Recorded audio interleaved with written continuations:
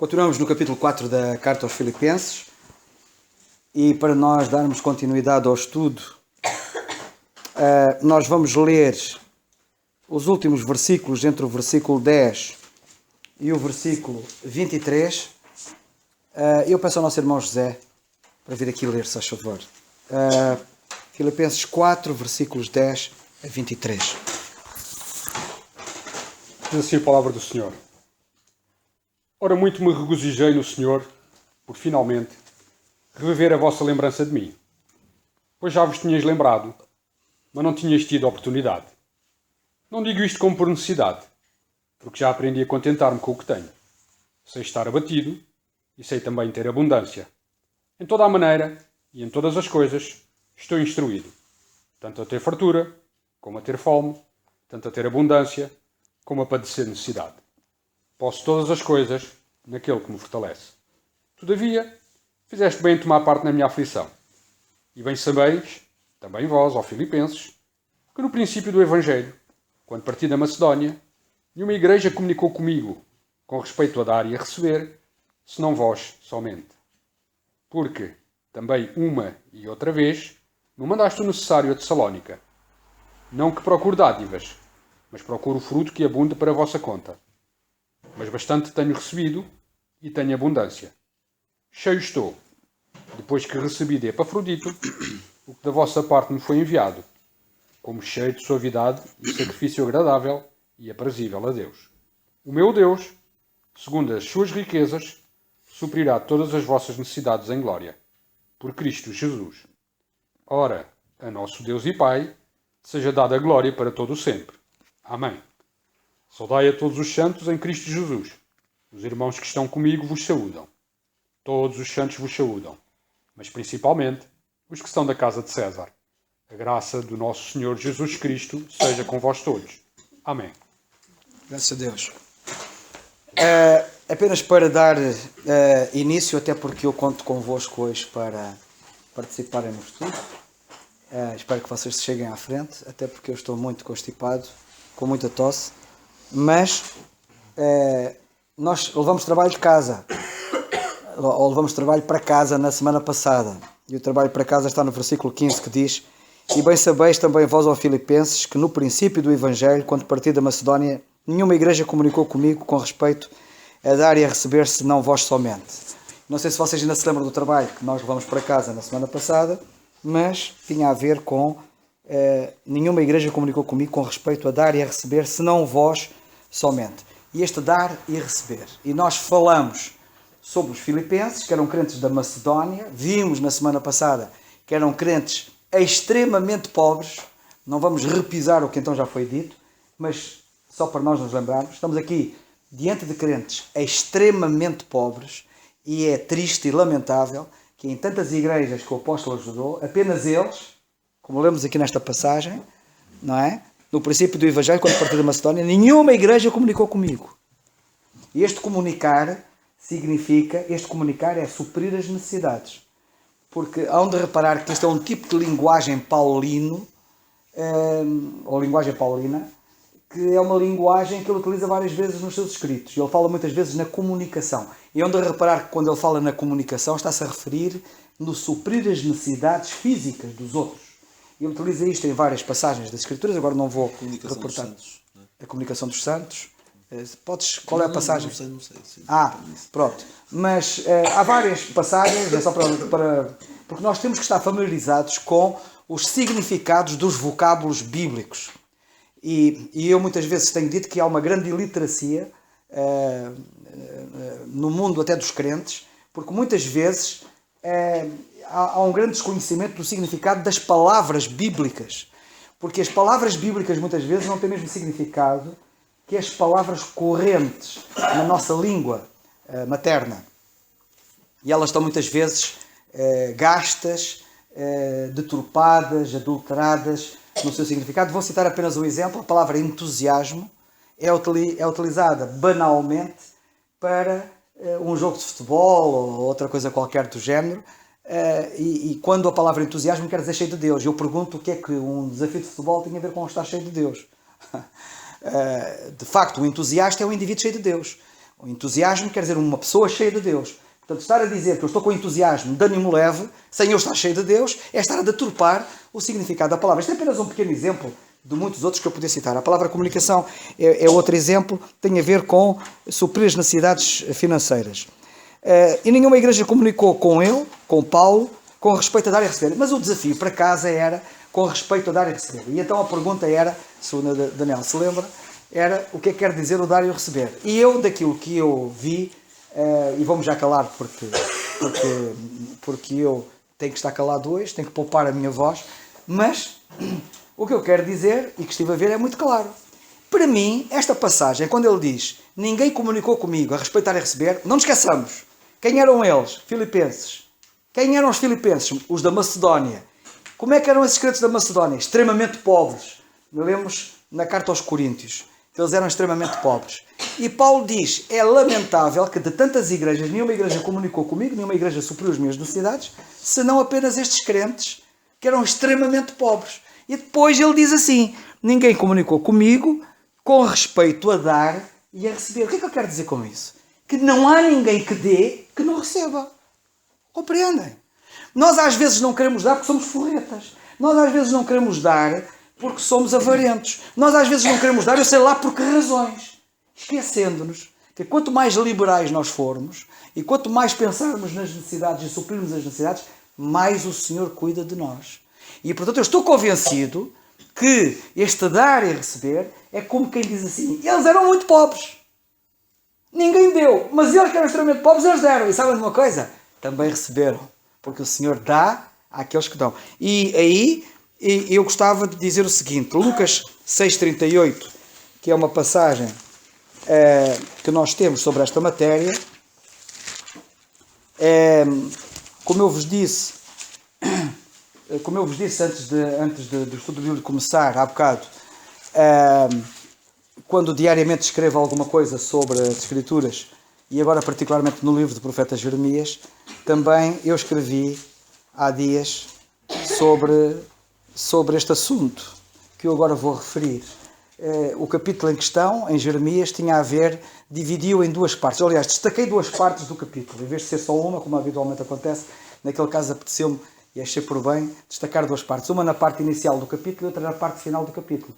E o destaque que eu fiz, acho que foi ontem ou anteontem, que foi publicado no meu Facebook. E uma que tem a ver com o que se diz crente e é crente, e a outra parte que tem a ver com aquele que se diz cristão e que não é cristão. Porque há muita gente que se diz cristã e que não é. E, portanto, a primeira parte era um desafio aos crentes, e a outra parte para os que se dizem cristãos e não são, por causa da Rainha dos Céus. Não sei se alguém leu, mas os que leram, eu escrevi sobre a Rainha dos Céus, que muita gente não sabe, mas a Igreja Católica chama a Virgem Maria a Rainha dos Céus, e nem sabem onde é que foram buscar aquilo. Eles foram buscar aquilo ao paganismo.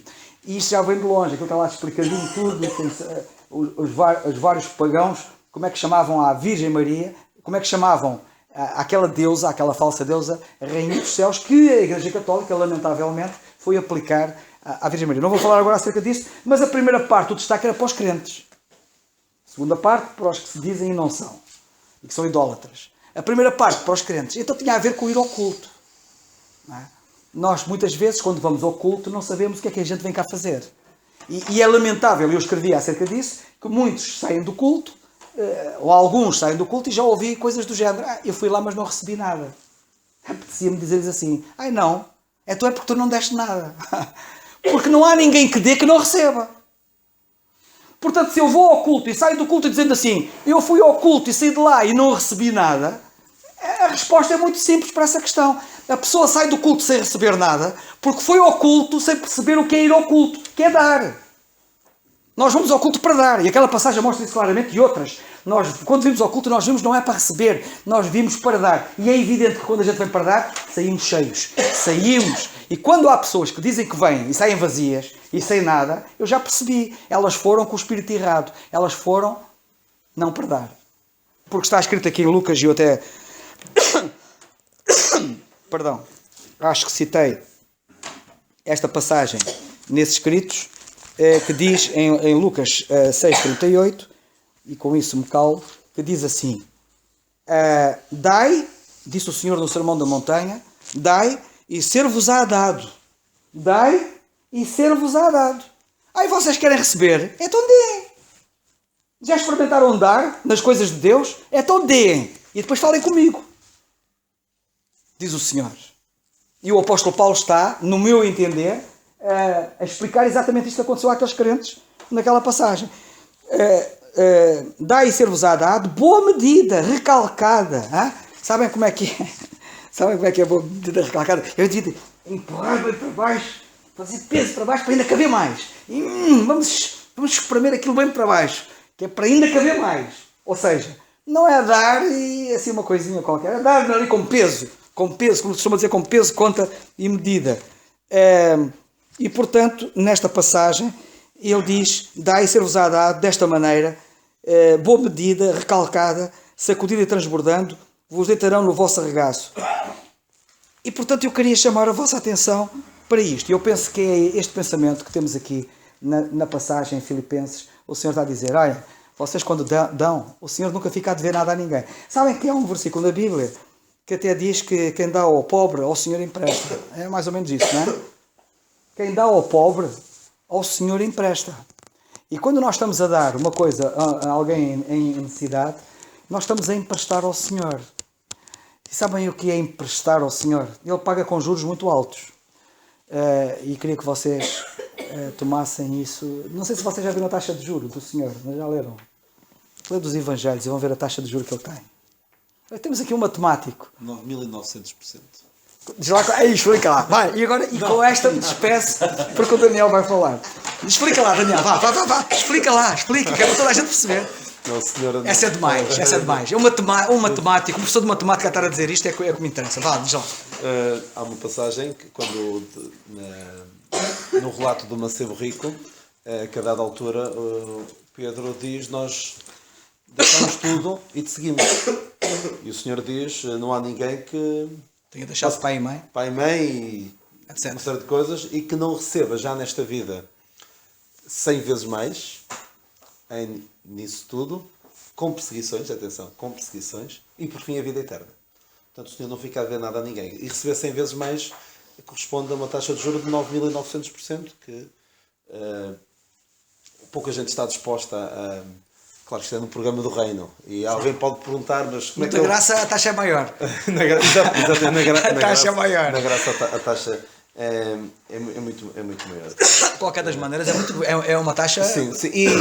Então, nos dias que correm, que a taxa está quase negativa... Sim. O Senhor nunca fica a ver nada a ninguém. Nunca há de chegar... Nunca irá nascer a pessoa que pode dizer a Deus que deu e não recebeu. E estes filipenses creio que estavam a dar a Paulo, porque também tinham recebido muito dele. Paulo, a dada altura, diz a Filémon, dá a entender que até a ti próprio, a mim o deves. Diz a dada altura isso. O bem-estar espiritual de Filémon, a salvação, Filémon deviam, em certa medida, ao ministério do apóstolo Paulo. E muitos destes filipenses deviam a sua segurança eterna, a sua salvação, não a Paulo, de maneira alguma, mas o apóstolo Paulo foi usado por Deus, o seu ministério, para chegar, para que eles pudessem se converter, para que pudessem ser salvos. Por isso, ele tinha uma certa legitimidade para que eles o ajudassem financeiramente. Mas é interessante que aqui no versículo 16, porque mesmo em Tessalónica me enviastes uma e outra vez o que me era necessário. Reparem que ele estava em Tessalónica e não eram os crentes de Tessalónica que o estavam a sustentar. Ou seja, não vejo em nenhuma situação o apóstolo Paulo a dizer, estar a viver num determinado sítio e dizer, meus amigos, eu preciso de dinheiro, como é? Se não me dão dinheiro para eu fazer o meu ministério, eu vou para outro sítio. Não, nada disso. Ele, em Tessalónica, não foi pesado aos Tessalónica e certamente trabalharia para fazer face às suas despesas, às suas necessidades, mas foram estes filipenses, pobres, uma vez mais relembramos que eram pobres. Há quem diga que os de Tessalónica até eram bem mais ricos, mas foram os próprios crentes de Filipos que, passa a expressão, se chegaram à frente no que diz respeito à comunicação, em relação a ajudar financeiramente o apóstolo Paulo. E atenção, o apóstolo Paulo nunca pediu nada. Não que eu desejasse uma dádiva, porque o fruto que ele desejava, ou aquilo que ele realmente sabia que era importante, era o valor eterno das coisas. E o problema é que muitas vezes as pessoas estão demasiado presas àquilo que é material, àquilo que é terreno. E enquanto o irmão Carlos estava a falar, eu estava-me a lembrar de aquilo que o irmão Carlos estava a dizer, mal interpretado, no sentido de não há ninguém que dê que não receba. Muitas pessoas são capazes de dizer exatamente a mesma coisa, mas ir para Malaquias, penso que Malaquias 3, gostam, é uma palavra, é uma passagem extraordinária que aqueles que não trazer todos os dízimos à casa do Senhor. Fazes bem salvaguardar isso. Sim, porque pode parecer. Assim, quem ouve por sistema os estudos, quem está aqui sistematicamente nos estudos, e quem ouve sabe que não é disso que nós estamos a falar, mas há muitas pessoas que dizem: quanto mais deres, mais vais receber. Baseado em Malaquias 3, Malaquias 3:8, roubará o homem a Deus, mas vós me roubastes. E dizeis: onde é que temos roubado? Nos dízimos e nas ofertas. Como é que diz? Ofertas alçadas. Nas ofertas alçadas. E vós sois amaldiçoados com maldição, porque me tens roubado mesmo toda a nação. Trazei todos os dízimos à casa do Senhor. Podem ler o restante? Para que haja mantimento na minha casa. E depois fazei prova de mim, diz o Senhor dos Exércitos, se eu não vos abrir as janelas do céu e não derramar sobre vós uma bênção tal que dela vos advenha a maior abestança. Muitas pessoas gostam de pegar nisto. Quer dizer, quanto mais deres, o Senhor vai-te abençoar. Só que não é assim que funciona. Nós não devemos apelar a dar desta forma. Porque o Senhor vai-te abençoar. Dá tudo o que tiveres e o Senhor vai... Não, cuidado com isso. Nós temos de ser inteligentes na forma como gerimos as nossas finanças.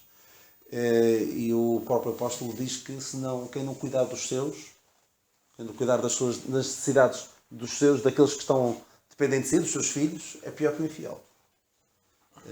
Por isso há que ter cuidado, e aqui ninguém apela a semelhante. Há necessidades para a obra tem as suas necessidades, mas não vamos fazer aqui um apelo qualquer.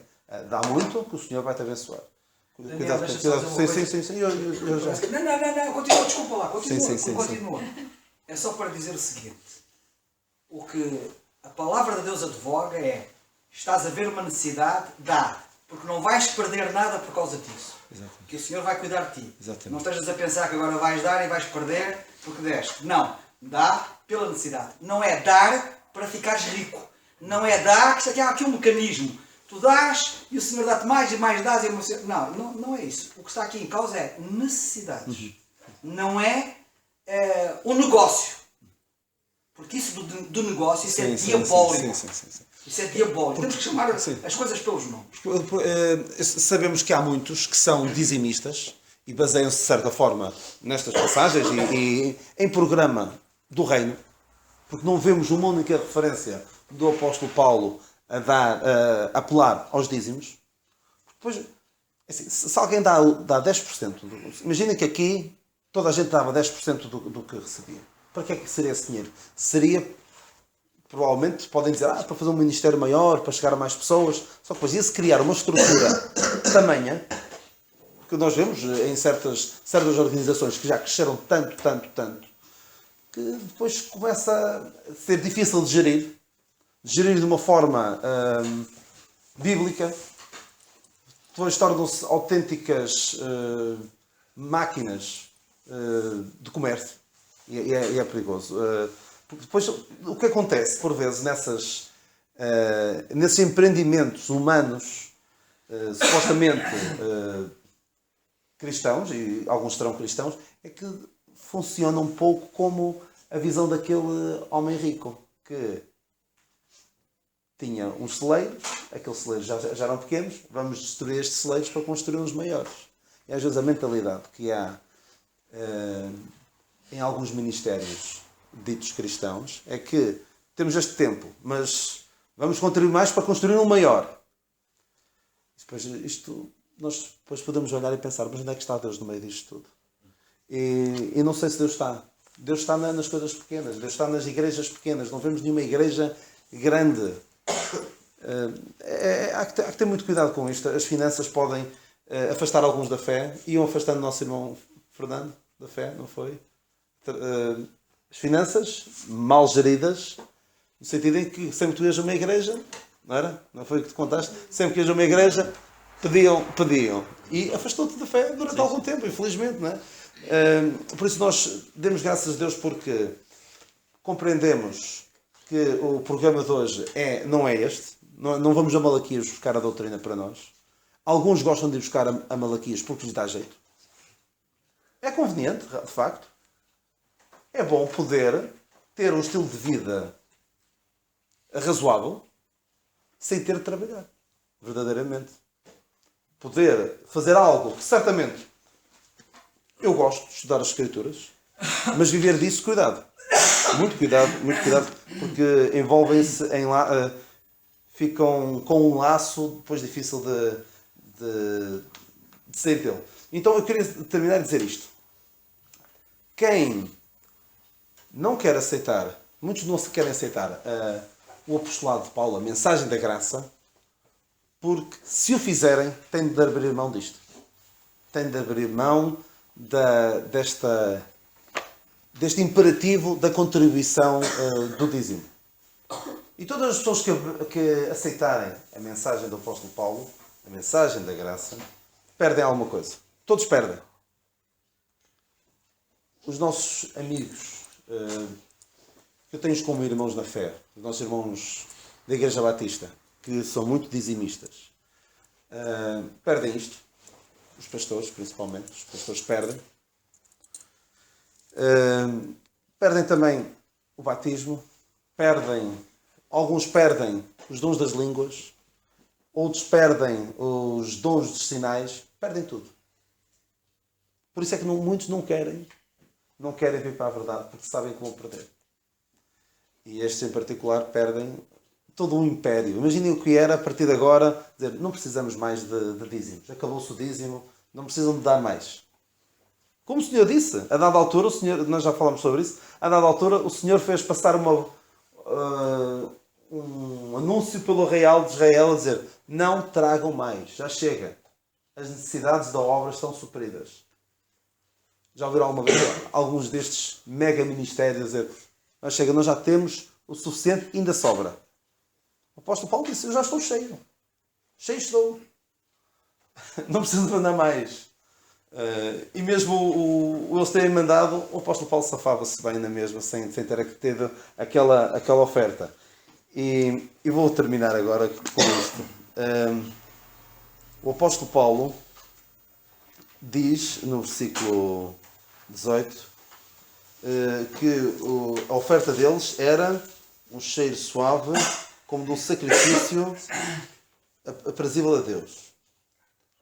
E o apóstolo Paulo era neste sacrifício, como ele diz no capítulo 2, versículo 17, que ele era sendo oferecido como libação sobre o sacrifício. O que é que era mais importante? Era o sacrifício ou era aquilo que se derramava por cima? O sacrifício, quando se oferecia, o sacrifício era o mais importante. A libação é algo que se punha por cima. E para o apóstolo Paulo, a oferta destes filipenses era muito mais importante. Ele estava a valorizar aquilo de tal forma mais do que a própria vida. Ele dizia que não tinha a sua vida por preciosa. Mas ele dizia, então, a oferta deles era o sacrifício. E a própria vida dele era uma coisa menor. Era a libação que se punha por cima. Tal era a estima que ele tinha por aqueles crentes da dádiva que eles tinham dado.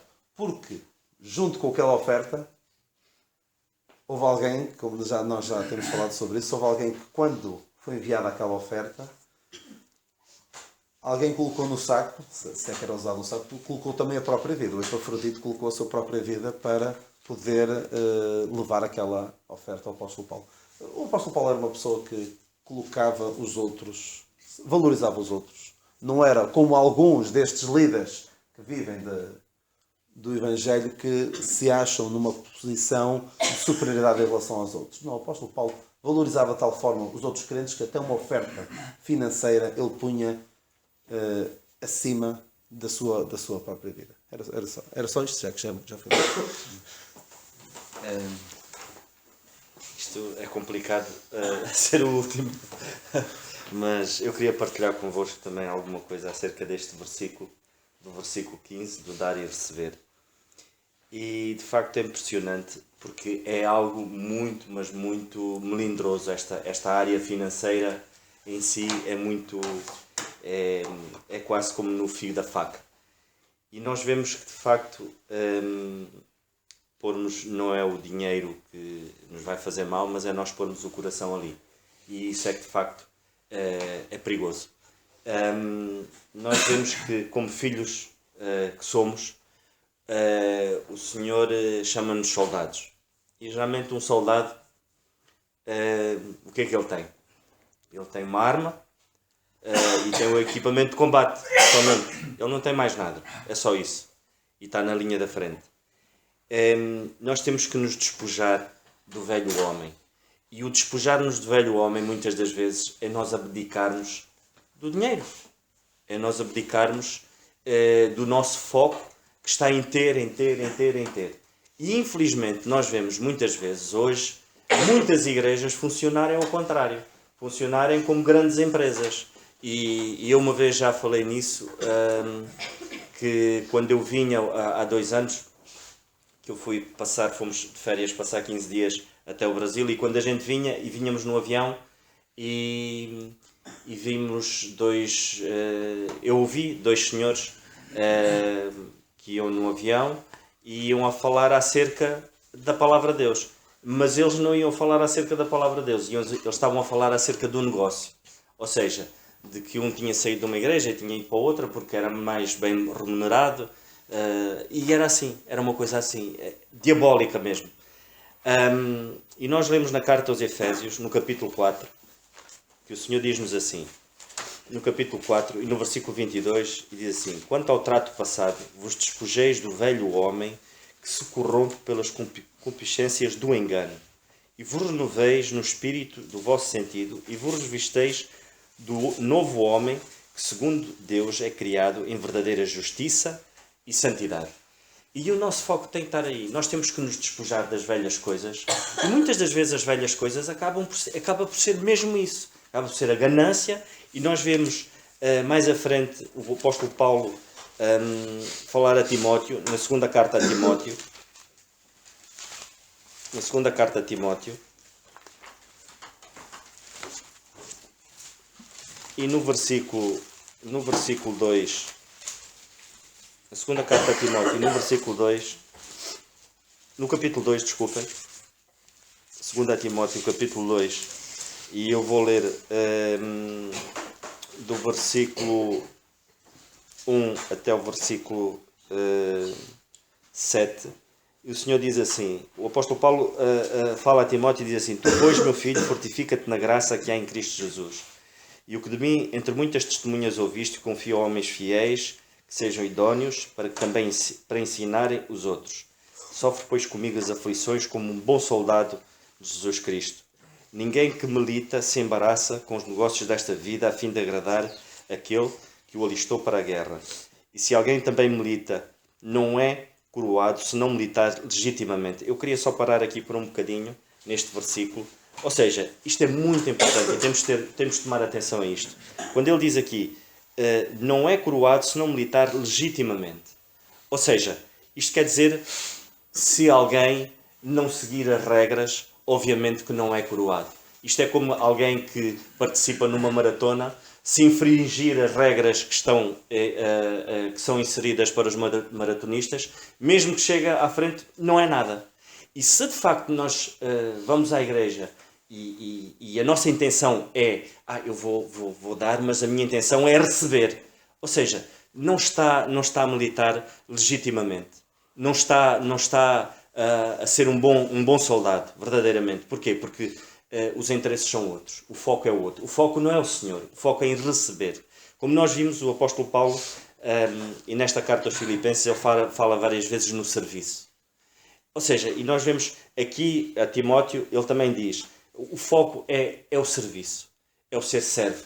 É o ser, acima de todas as coisas, servo do Senhor e pronto, seja para aquilo que for. Ser um bom soldado. Nós podemos também ler no capítulo 3 da segunda carta a Timóteo, nós vemos o estado em que a nossa nação encontra-se, em que este mundo encontra-se. Nós podemos ler do versículo 1 ao versículo 4. Sabe, porém, isto que nos últimos dias sobrevirão tempos trabalhosos, porque haverá homens amantes de si mesmos, avarentos, presunçosos, soberbos, blasfémios, desobedientes a pais e mães, ingratos, profanos, sem afeto natural, irreconciliáveis, caluniadores, incontinentes, cruéis, sem amor para com os bons, traidores, obstinados, orgulhosos, mais amigos dos deleites do que amigos de Deus. Ou seja, é o estado em que a gente se encontra. E, infelizmente, nós muitas das vezes encontramos isto hoje em muitas igrejas, onde a palavra é estrangulada. Porquê? Por interesses financeiros. Lá está a tal coisa, voltamos ao mesmo. Não se fala, não se aprofunda, só falamos superficialmente. Porquê? Porque existem interesses financeiros por trás disso. Ou seja, as coisas velhas não foram despojadas e não houve o revestimento do novo homem em Cristo. E vemos que as coisas atuais, hoje as coisas encontram-se assim. Nós vemos que, e o apóstolo Paulo adverte-nos para isso, ou seja, o nosso foco não é virmos receber, o nosso foco é virmos dar. E o dar é entregar-nos ao Senhor para a obra. Não estamos a falar aqui meramente em finanças, porque o apóstolo Paulo também nos diz que ele tinha o necessário. Ele não lhe sobrava, ele tinha o necessário. Assim como nós vimos que o Senhor sustentava o povo de Israel no deserto com aquilo que era necessário para aquele dia, ele não lhes dava para uma semana, para eles guardarem, como nós vimos. Ele dava-lhes o necessário. E é nisso que nós temos que nos preocupar, é vivermos o dia-a-dia com o necessário que o Senhor nos dá. Porque se muitas das vezes nós pomos o foco, não no Senhor, mas pomos o foco nas coisas, o que é que vai acontecer? Vamos viver angustiados, amargurados, porque preocupados, porque o nosso foco começa a ser nos bens materiais e não no Senhor. E vemos que o apóstolo Paulo, ao falar a Timóteo, ele avisa e fala a Timóteo acerca desta situação. Ainda queria ler convosco também, e para terminar, no versículo 10, o apóstolo Paulo diz: Tu, porém, tens seguido a minha doutrina, o modo de viver, a intenção de fé, longanimidade, amor e paciência. São estas características que o apóstolo Paulo queria ver. São estas características que o Senhor quer ver em cada um de nós. Ele quer ver um modo do nosso viver. Tem que ser um viver com fé no Senhor, naquilo que Ele nos prometeu, naquilo que Ele faz. Temos que ser longânimos, temos que mostrar amor uns para com os outros, ser pacientes. Isso é que o Senhor quer. Isso é que Ele quer que, de facto, nós possamos cultivar e nos possamos fortalecer. E vemos o apóstolo Paulo terminar a carreira dele, dizer que combateu um bom combate. Que cada um de nós possa dizer isso. Cada um de nós possa ter o privilégio de dizer que combateu um bom combate. Não nos adianta andarmos a correr à procura de algo perecível. E estas coisas desta vida são assim, são perecíveis. Nada é garantido hoje. Os nossos empregos não são garantidos hoje, o nosso trabalho não é garantido, mas o amor do Senhor é sim. O Senhor não nos abandona nem nos deixa. Ele prometeu-nos e são promessas que podemos nos agarrar a elas e ter a garantia de que essas promessas não falham. Tudo o resto passa. Se nós condicionamos o serviço ao Senhor porque pelo trabalho, pelos estudos, ou seja, por aquilo que for, certamente não vai ser da vontade de Deus esse caminho. Não devemos condicionar a obra, o nosso serviço para Deus. Se nós priorizarmos o Senhor vai cuidar do resto. Não façamos ao contrário, não queiramos fazer, edificar a casa ao contrário. Possamos edificá-la, de facto, com solidez. E que a nossa rocha, as nossas fundações sejam o Senhor e não meramente as coisas, porque não é isso que é a vontade do Senhor. O apóstolo Paulo deixa bem claro que ele contentava-se com aquilo que era necessário. Ele diz aqui, porque também, no versículo 16, porque também uma e outra vez me mandaste o necessário a Tessalónica. Ou seja, era o necessário que era preciso para o momento, à necessidade. E nós vemos que o Senhor cuida. E dando o exemplo da igreja aqui em Quinta do Conde, o Senhor nunca nos deixou faltar com nada. Onde, na altura certa, supriu as necessidades. Onde a parte das finanças é clara. Não existem confusões, está tudo explícito. E onde cada irmão dá aquilo que está no seu coração. E acho que é esse sentimento que nós temos que ter. Como o nosso irmão Daniel disse, o apóstolo Paulo não fala em dízimos. O Ministério da Graça que lhe foi dado a ele não é baseado nisso. Não é no receber. Quanto mais dás, mais vais receber. Não é nada disso. Que as nossas vidas, de facto, possam estar em primeiro lugar no serviço ao Senhor. Isso sim. Que possa ser esse o nosso sentimento. Não sei se alguém quer dizer mais alguma coisa. Queria dar um pequeno pensamento acerca dos versículos 14 a 16, Filipenses 4, em que, de certa forma, vemos aqui, e pelo menos falo por mim, vejo aqui uma pequena contradição, e esta contradição, eu vou mostrar esta contradição fazendo-vos uma pergunta que é, porque é que os mais pobres são os que dão mais? E os que dão mais no sentido de darem o necessário e não dão só uma vez, e vemos que os filipenses deram uma e outra vez mandaram o necessário a Tessalónica, a Paulo. Porque é que estes que eram os mais pobres foram que deram mais? Porque é que estes que eram os mais necessitados fizeram bem tomar parte da aflição quando eles também passavam por aflições? Porque é que os mais incapacitados são os que mais fazem?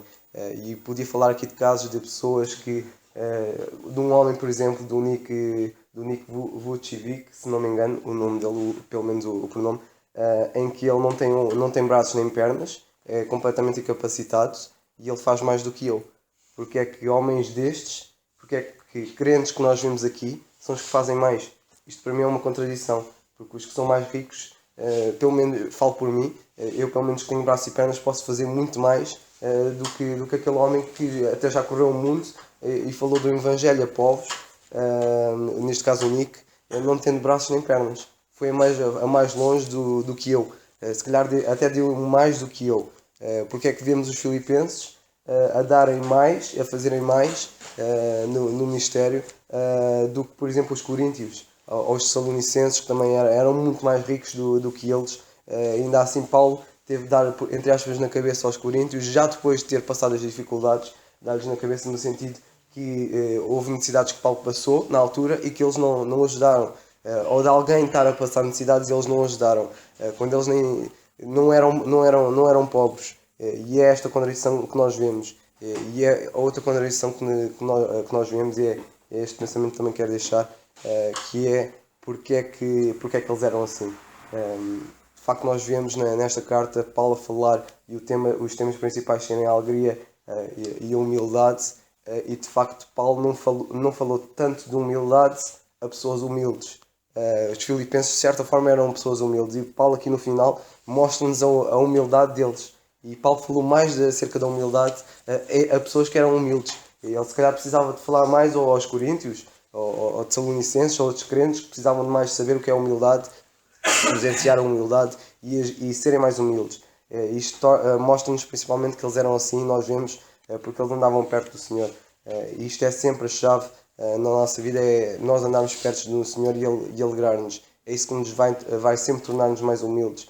E é isso que nós vemos depois Paulo dizer, e Paulo também mostrar essa humildade, ele a dizer que não precisava, Paulo de certa forma a mostrar que já tinha aprendido a contentar-se com o que tem, que podia todas as coisas naquilo que fortalece. Vemos que Paulo a dar esta força também, a este carinho, a homens que também, a pessoas que também estavam a passar por dificuldades, também a saberem que quando forem dar, saberem que o Senhor está a cuidar deles, saberem que podem todas as coisas naquele que fortalecia também Paulo e que também poderia fortalecê-los a eles. E é este pensamento que eu quero deixar, que é, será que também nós precisamos passar por dificuldades, por aflições? Será que precisamos ser pobres para dar? E a resposta, pelo menos falo por mim, não. É preciso nós estarmos perto do Senhor para nós darmos o que tivermos. O Senhor, o que pede simplesmente é a nossa vida, é a nossa disponibilidade. Ele não pergunta se nós somos capazes ou não, ele simplesmente pergunta se nós queremos. E aquele que quer vai fazer, e o Senhor vai suprir as necessidades e vai dar força para fazer. E é este pensamento que eu queria deixar.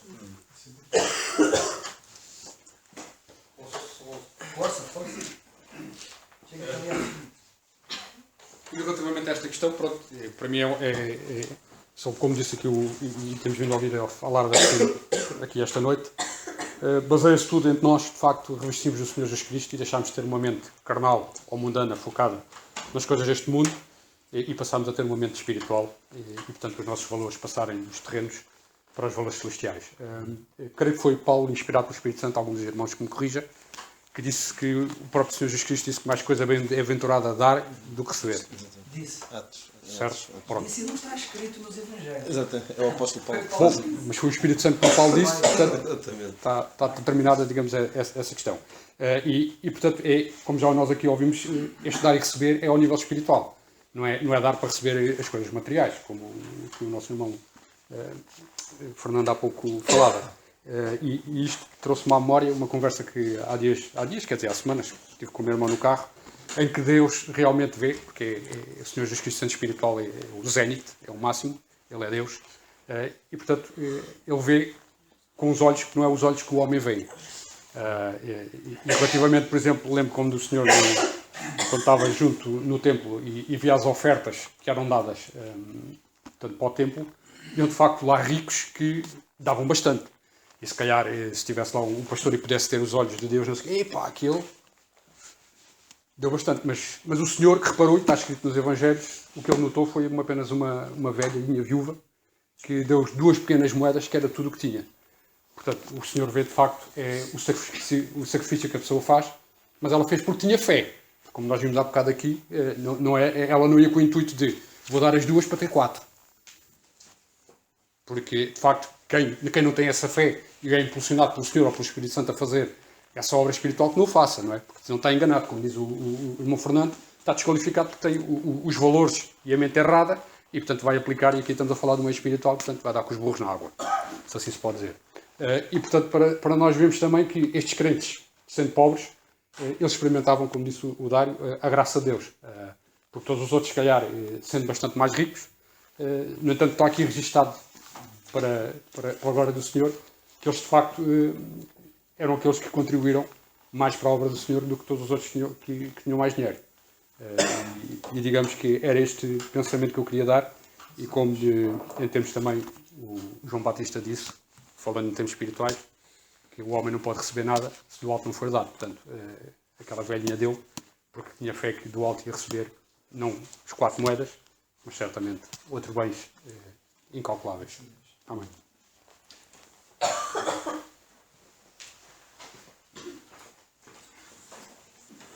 A nossa hora está praticamente terminada. Eu já percebi que tenho que fugir daqui, que é para vocês chegarem à frente. Graças a Deus, eu fico muito contente, porque eu fico contente de ver o Senhor a mover-se e a usar os dons que Ele tem dado à sua igreja. Para nós terminarmos, eu só iria dizer o seguinte. No versículo 17, o apóstolo diz assim: não que procure dádivas, mas procure o fruto que abunde para a vossa conta. E o pensamento final para nós irmos meditar no que ouvimos, e já ouvimos bastante, é o seguinte: nós devemos ter os olhos atentos para aqueles que servem na obra de Deus e que porventura estejam a passar necessidade, para que não passem por necessidades e a gente supra as necessidades deles. E eu já tive a ocasião de dizer que é bíblico, mesmo hoje na dispensação da graça de Deus, é bíblico, não é antibíblico, que um crente, se o Senhor assim entender, e se o crente estiver disposto a isso, é bíblico ele poder deixar tudo e servir o Senhor em tempo integral. É bíblico. O apóstolo Paulo fala disso. É um direito que o crente tem, de que quem ministra nas coisas espirituais possa receber das carnais, no bom sentido. Mas a verdade é que o apóstolo Paulo prescindiu desse direito, assim como nós que estamos aqui também prescindimos desse direito, e outros ao longo da história têm prescindido desse direito. Eu penso que é muito importante. O apóstolo Paulo tinha uma visão e uma sensibilidade muito grande. Ele entendia que, fazendo isso, prescindir desse direito, deixava de ser um tropeço para o Evangelho, porque assim nunca ninguém vai poder dizer assim: tu andas lá a ganhar o teu e tal, andas lá, eles pagam-te bem, por isso é que tu andas lá. A mim ninguém me diz isso, porque eu trabalho e ganho o meu ordenado e não vivo à custa de ninguém. E isto é muito importante. Mas o que eu queria deixar aqui muito claro é o seguinte: para aqueles que vivem de tempo integral, ok? Para aqueles que vivem de tempo integral, eu gostava que vocês notassem o versículo 17. O apóstolo Paulo diz: não que procure dádivas. Eu, quando vejo indivíduos a procurarem dádivas, é muito mau. Olha, é assim, vamos fazer assim uma regra, que é bíblica. Quando vier alguém bater à porta a pedir dinheiro, digam sempre não. Biblicamente está reprovado. Não que procure dádivas. Mas, o que é que diz aqui? O fruto que abunde para a vossa conta. Agora, quando vemos alguém denodadamente a servir os outros, a sacrificar-se pelos outros, a ajudar espiritualmente os outros, e está a dar um litro pelos outros, e nós nos apercebemos que ele está em necessidade, não o deixamos passar a necessidade. E superamos a necessidade dele. Agora, quando vemos alguém que diz que quer servir, que quer, e anda a pedir, mas é dinheiro, demos-lhe uma enxada e ele que vai cavar batatas. É verdade o que eu estou a dizer, é mesmo assim. Que o Senhor nos ajude e que Ele nos ajude.